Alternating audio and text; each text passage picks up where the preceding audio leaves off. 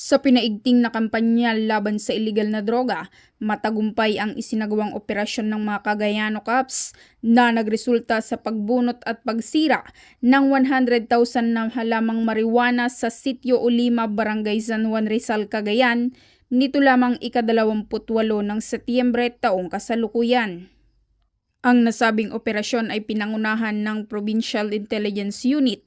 at Provincial Drug Enforcement Agency ng Cagayan kasama ang 1st Cagayan Provincial Mobile Force Company sa pangunguna ni Police Colonel Rexon B. Kasaway at ng Regional Drug Enforcement Unit 2. Dagdag pa rito, malaki rin ang papel ng mga intelligence operative mula sa Philippine Drug Enforcement Agency 2 kasama ang Rizal Police Station sa pangunguna ni Police Major Sherwin Viernes at ang Cagayan Police Provincial Office SWAT Team. Bukod pa rito, pinahusay din ng Bravo Company ng Philippine Army sa pangunguna ni First Lieutenant Freddy Cayatas at mga operatiba mula 22nd Maneuver Company ng Regional Mobile Force Battalion 2 ang pagiging epektibo ng operasyon kasama ang Coast Guard Intelligence Unit West Cagayan.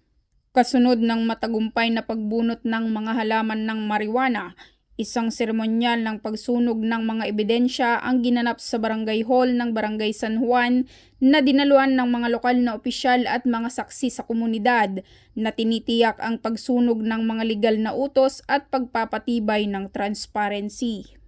Ang kahangahangang tagumpay na ito ay nagtatampok sa patuloy na dedikasyon sa pagpuksa sa iligal na paglilinang ng droga sa lalawigan at pagpapadala ng isang malakas na mensahe ng mga sangkot sa produksyon ng droga. Ang pagtutulungan at pangakong ipinakita ng lahat ng kalahok na ahensya ay higit na pagpapatibay sa mensahe na ang paglaban sa iligal na droga ay isang pagsisikap sa buong komunidad at sama-sama makakalikha tayo ng mas ligtas na kapaligiran para sa lahat. Mula dito sa Lambak ng Cagayan, ako ang inyong Police News Network Correspondent, Patrolwoman Wendy Rumbawa, alagad ng batas, tagataguyod ng Balitang Pulis.